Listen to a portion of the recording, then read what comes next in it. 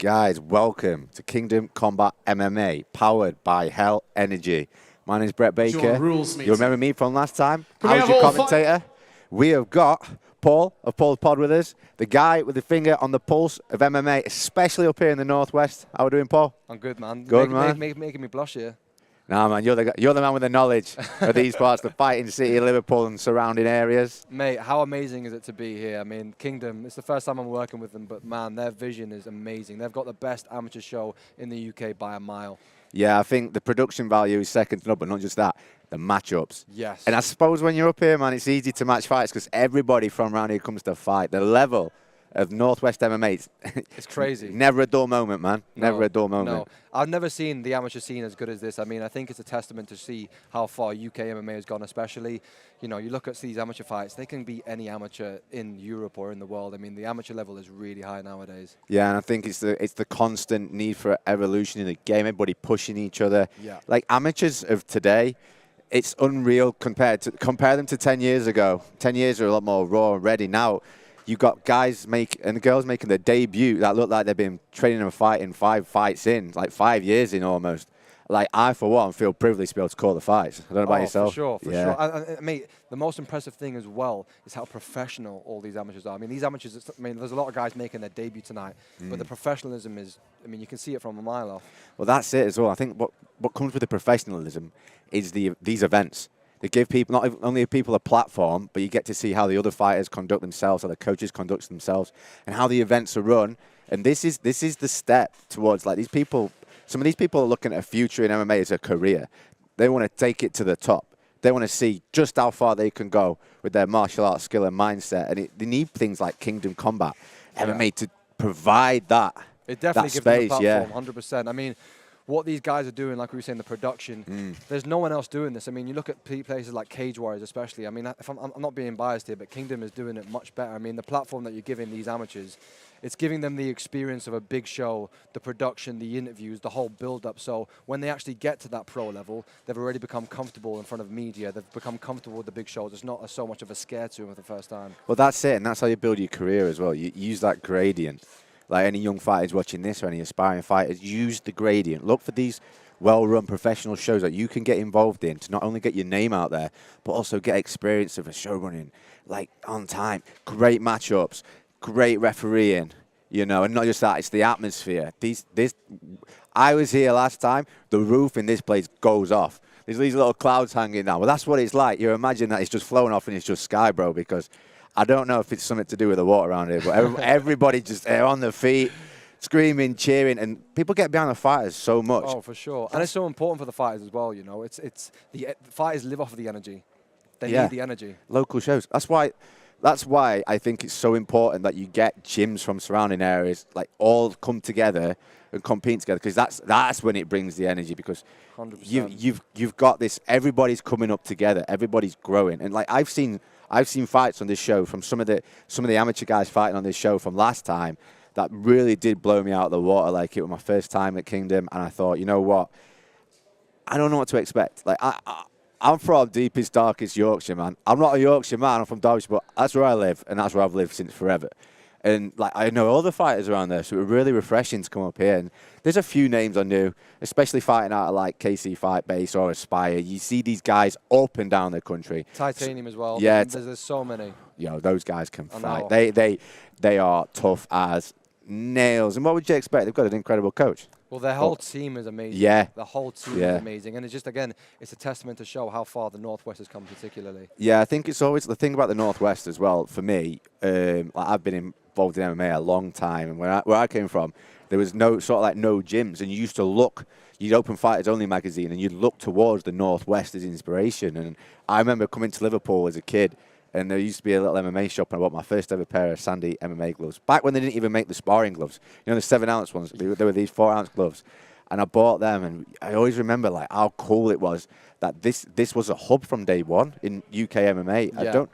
I'm not sure how, but it's just grown. I mean, I've lived in Liverpool for just under a year, and this city just lives and breathes fighting. Yeah, lives and 100%. Breathes it. So it's only a testament to the city. Yeah, and as well, and it's like people, like, on the mainstream, you've got the mainstream fighters, like you've got Paddy and and Molly. But if you just scratch the surface a little bit, it's more than just that, and it's more than just like one gym. For sure. It's citywide. It's citywide. Especially nowadays. I mean, we were saying before, like a few years ago, in the eras of like the Michael Bisping, you only had a handful of British MMA fighters that people could look up to. Now you look at the guys in the UFC, and obviously in other promotions as well, but mainly the UFC. We've got a run of contenders at the top. So you're looking at all these guys coming up as an amateur, or even people that are kids, and they're looking up like, oh wow, there are so many people that we can look up to now. Yeah, and this is where you get to see them first on these sorts of shows. Grassroots. Yeah, if you're tuning in live right now, there might be potentially somebody that you see today at this grassroots level that you're going to see take it to the top, take it all the way, because there's every possibility that might happen, you know? Should we get into the fights? Main event. Let's get in the fights. Main event. Amit Tsar versus Matt Holland. Amit is incredible. He's 4-0, 4 first-round finishes. He has no breaks. He just goes all out. His first round, that's the most dangerous round. He's explosive. But sometimes they're the scariest fighters to fight because you do your warm-up in the back. And luckily, these change rooms are apart, so you're not going to hear your opponent hitting the pad.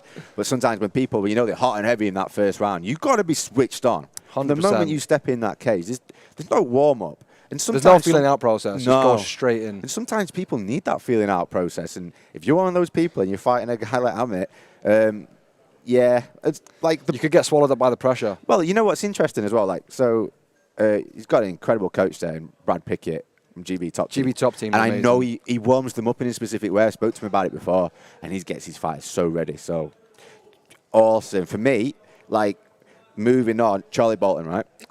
Wow, what a talent he is. Great amateur career, incredible amateur career. And then we're going to see him fight professional bantamweight MMA tonight. Yeah. I'm seriously looking forward to that fight. 4-fight win streak as well. You know, he had a really good amateur career. Connolly stepping up on short notice as well. So, you know, that can go one way. You know, has he had enough time to prepare for it? You know, how much will that affect Charlie as well? But, you know, it's a complete change of opponent. How different is the style going to be? But again, it's just a test. And they're both making their pro debuts as well. So well, that's it. It's a great time to meet then, especially like you said, if you've been training for one person and you've set your entire game plan on that, and then your opponent changes last minute, you've got a real strong psyche. But I don't doubt Charlie. No, Charlie's tough as they come. He is. Yeah, and he's a real prospect. I mean, you know, what he's achieved at amateur, and of course, you know, I really think he's become a prospect for the Northwest. I think he's got a lot of potential. Yeah, and we've got a European title fight on our hands, haven't we? Of course, Milos versus Jack. I mean, Milos is, as you know, 13-2, 9 finishes. He's fought all the best amateurs.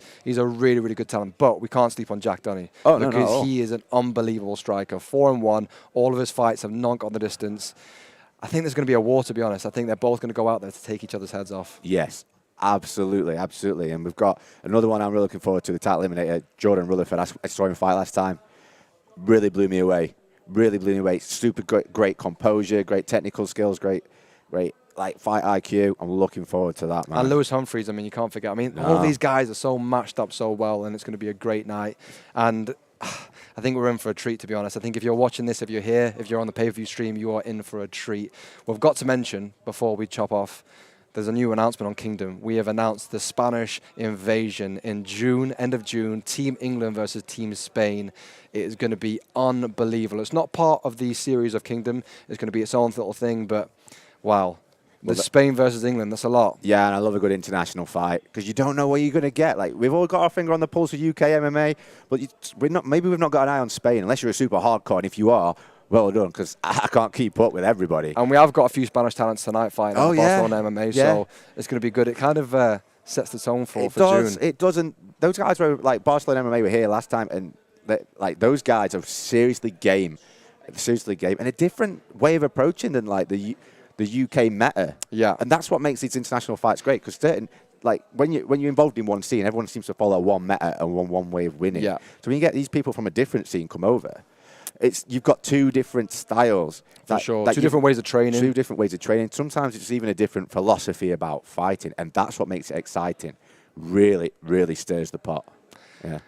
I just love the whole international thing against each other. I think, you know, we're in for a treat. Again, Kingdom absolutely smashing it. No one's doing it like Kingdom, guys. You know, we're only 4 fights in, and the levels that have been taken up is crazy. So let's all go to the trailer for the Spanish invasion.